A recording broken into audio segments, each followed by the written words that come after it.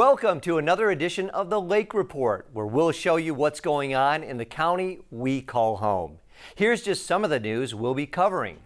Last weekend's windy weather threw a lightning bolt into a home in Mount Dora. See all the shocking video. If you took a hit from the pandemic and you're having a hard time trying to pay your rent, there's still time to take advantage of the county's rental assistance program. We'll tell you how. And protecting the dogs that protect our community. Find out who chipped in to pay for these canine safety vests. But first, the city of Leesburg broke ground on their new Teen Enrichment Center. The new building is pretty big, coming in at over 10,000 square feet. Plans call for 10 multi-purpose rooms, which will be used for recreation, education, and enrichment programs for all grade levels.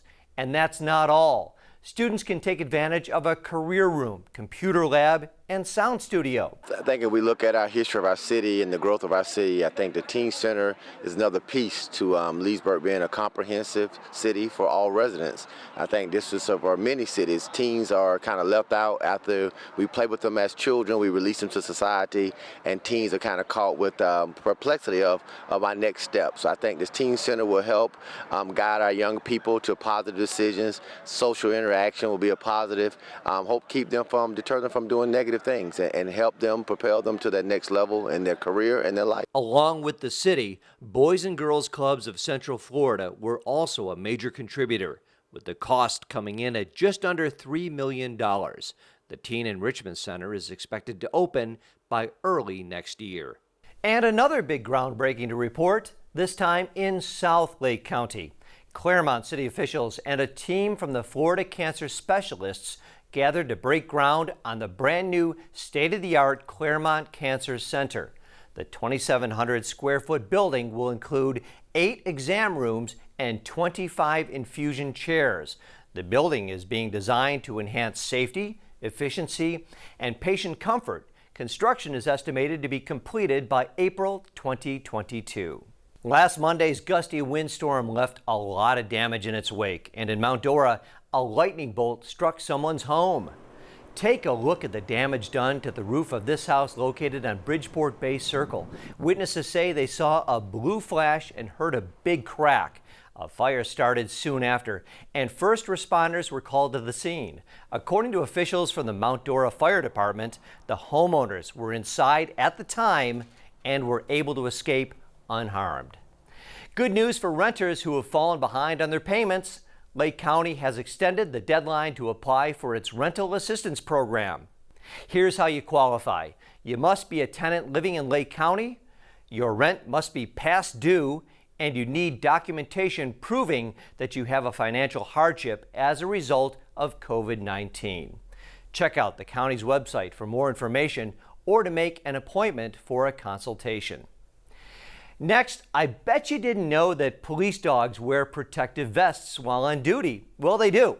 And as Lakefront TV's Cindy Peterson shows us, the money for the canine safety gear is coming from a local veterans organization.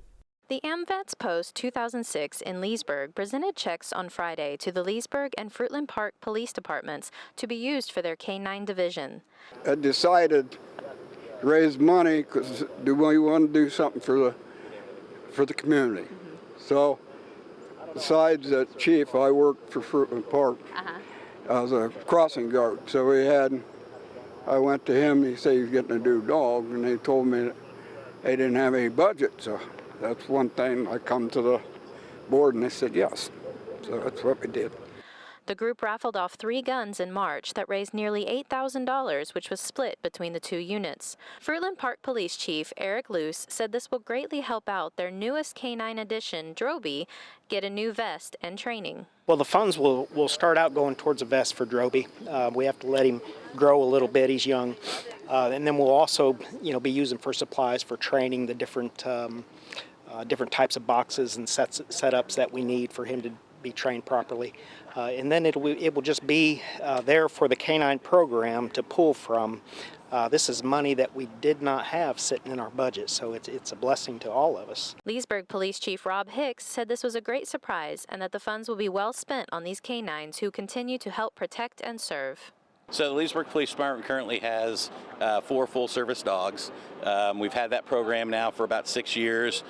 We had full-service dogs many years ago, kind of went to single-purpose dogs, which are just narcotics, and then went back to the full-service dog, which means apprehension, narcotics, tracking, building searches, those kind of things. Our dogs are very active. They're used pretty much every single day. The canine program is invaluable for us. It helps keep the officers safe, help keep citizens safe. These animals are not only are they're pets to me, that's what I consider them. These gentlemen are working them every day. Of course, they're part of their family, but it's a tool that they use, and they're not a cheap tool. So the cost of purchasing and training a canine is about $20,000.